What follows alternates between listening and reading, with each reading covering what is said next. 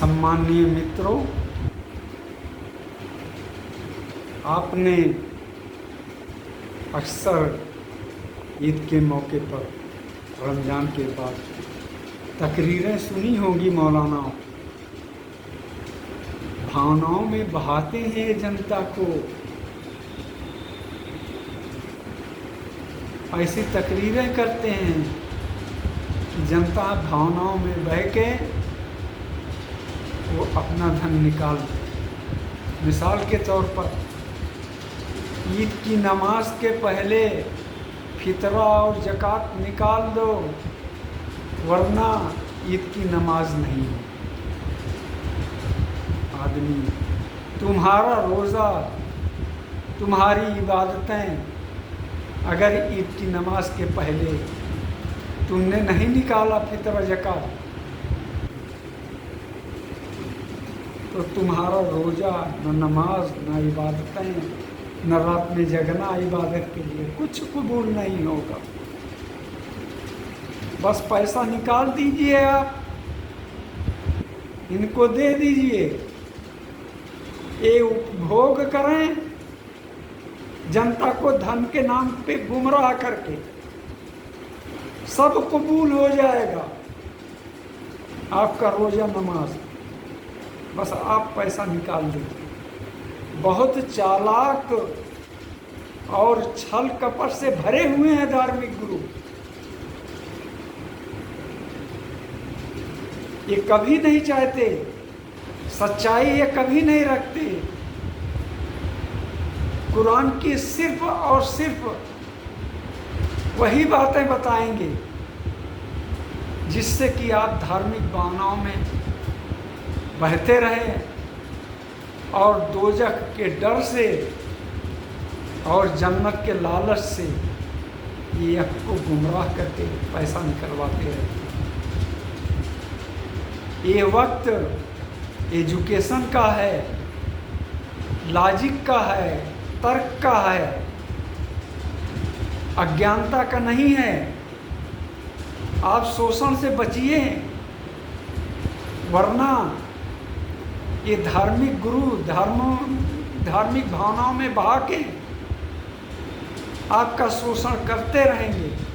राजनीतिक शोषण भी होता रहेगा, राजनीतिक ध्रुवीकरण। ये नेता भी पार्टियों से मिलकर, धार्मिक गुरु और नेता ये सब मिले हुए होते हैं और ये आपका वोट बैंक की तरह से इस्तेमाल करते रहेंगे, यूज होते रहेंगे। आप जो पढ़े लिखे लोग हैं वो भी चाहते हैं कि हाँ, क्योंकि वो सत्ता से अटैच होते हैं, कहीं ना कहीं फ़ायदा लेते रहते हैं।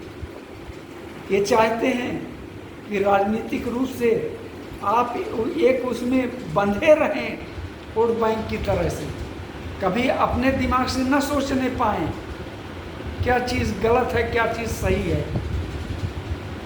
ये आपके आँखों के सामने एक धर्म की मोटी दीवार डाल देते हैं, अंधापन डाल देते हैं, आपको गुमराह करके पैसा लेते हैं धर्म के नाम पर और खुद इस्तेमाल करते हैं अपने लिए और कुछ नहीं है। दोजख जन्नत सब झूठी बातें हैं, अतार्किक बातें हैं। कुरान पूरा अतार्किक है, लॉजिकल नहीं है, तर्क की कसौटी पर खरा नहीं उतरता। इसीलिए ये विरोध करने वालों का ये कत्ल करवाते हैं। बहुत क्रूर लोग होते हैं। जुल्म इन धार्मिक गुरुओं के नस नस में बसा होता है।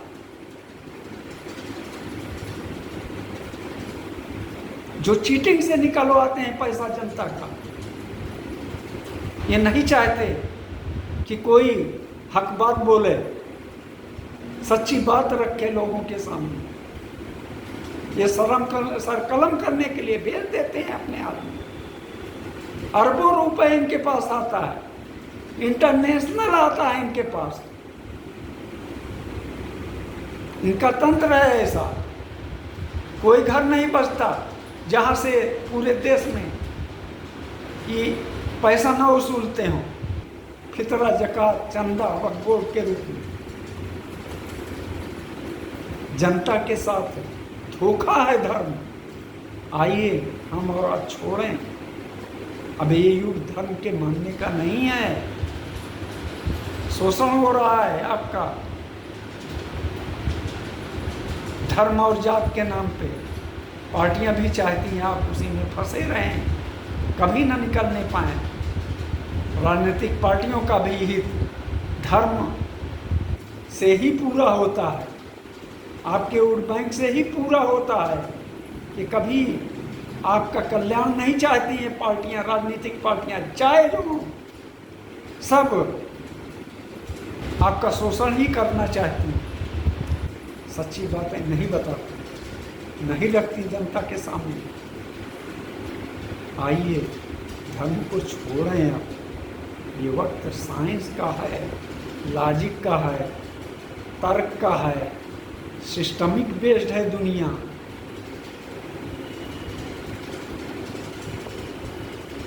आइए हम अपनी जनरेशन को भी बचाएं। धर्म के नाम पे बहुत नफरत है, पूरा वर्ल्ड जल रहा है धर्म के नाम पर। पता नहीं कितना बच्चे, इंसान धर्म के नाम पर आज भी हर जगह कत्ल हो रहे हैं। नाम क्या लें हम, सब आपके सामने है। धर्म ही के नाम पे है, जहाँ पे भी है। अब आइए हम अपनी जनरेशन को भी बचाएं। एक बिना झगड़े का, नफरत का माहौल ना बनाए, मोहब्बत का माहौल बनाएं। जो चीज़ें नफरत डालने वाली हैं उनको हटाएं। धर्म इंसानों के बीच नफरत डाल रहा है, बांटता है इंसानों को, कोई फायदा नहीं है। आइए हम खुद अपना ब्रेन लगाएं, अपने दिमाग से सोचें, किसी दूसरे के दिमाग से नहीं। दूसरा आपका उपयोग करेगा। दुनिया बड़ी जालिम है, बहुत शातिर लोग हैं, इनको समझें आप।